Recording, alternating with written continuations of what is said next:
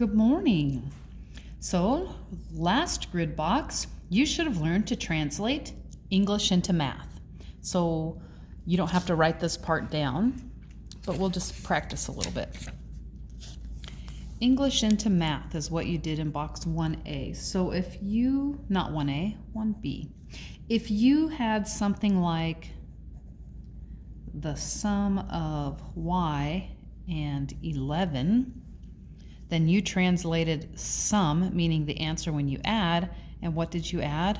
Y and 11. Also last week, we did an activity for you to categorize words that are operations. Example, and remember, you don't have to write this down on this little post-it note. Example, the words sum and combine plus some other words are all addition, the operation of addition. So you're going to need to use that list because that will help you for what we're going to do today. Because now we're not going to go from English to math. We're going to go from math to English. We're going to go this direction instead of this direction. And having this list from last week's activity will really help you come up with some good ways to turn boring things like saying y plus 11 and maybe saying something like the sum of y and 11 or y and 11 combined. Okay, so we're going to practice some of that today. Remember, if I write, you write. So first thing you should always do is put your first and last name on your paper. The date, today's date for me. And this is box 1C. All right, so let's start with example 1. So a really good way and a fast way to translate math to English, I'm going to write that up here, math to English, is to say this out loud. Then write that down. Y minus 2.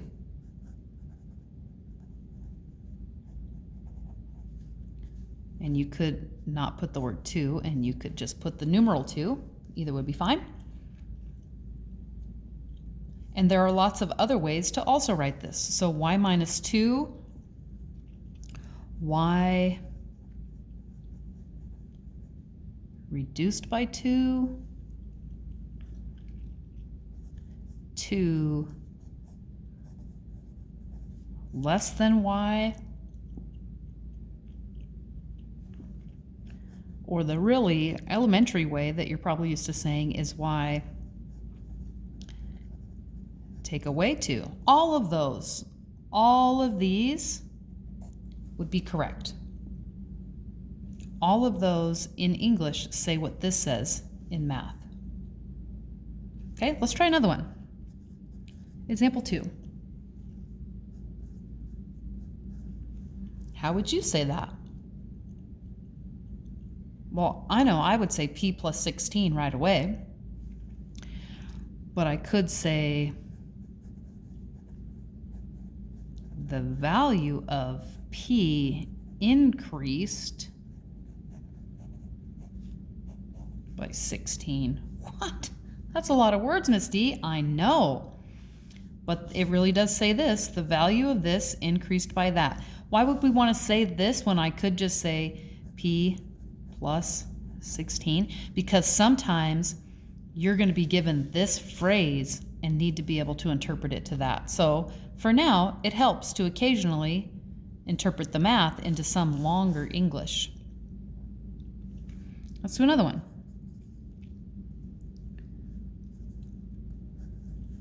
Ooh, what does the elevated dot mean? That's right, it means to multiply. 3 multiplied by the value of D. I could have just said by D. How about that mess? What does R line 5 mean? That's right, you remember this is a division bar and that means to divide. So this could say R divided by 5. I think maybe we're getting the hang of it. We'll do a few more.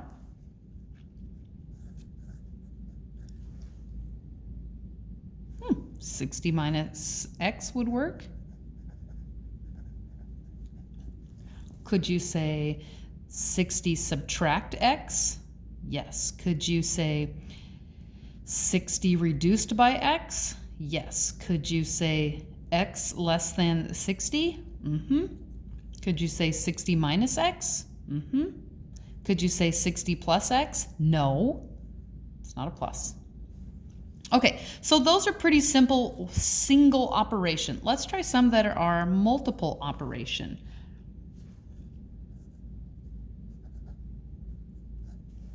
So we have two things to do, two operations. There's an operation happening here, and there's an operation happening there. Okay, we know this one pretty easy, plus 1.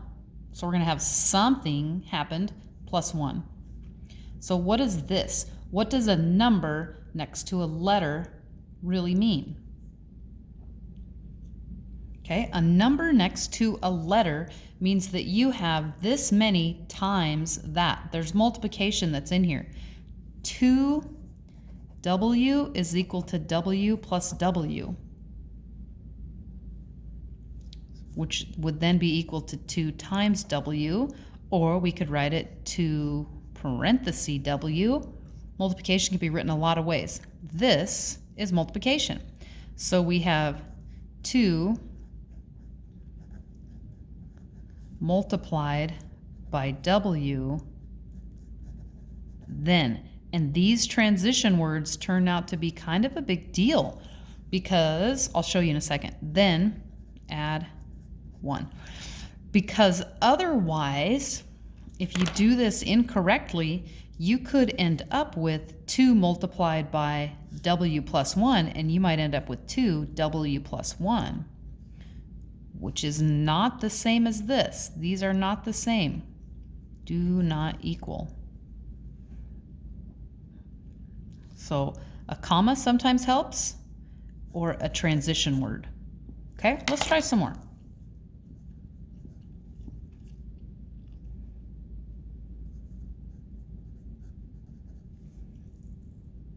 Okay, we have 3 added to 4 times m. That would work.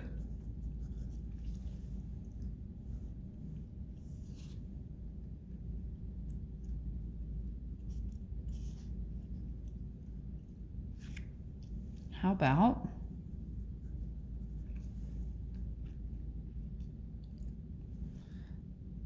2 less than, so the 2 less than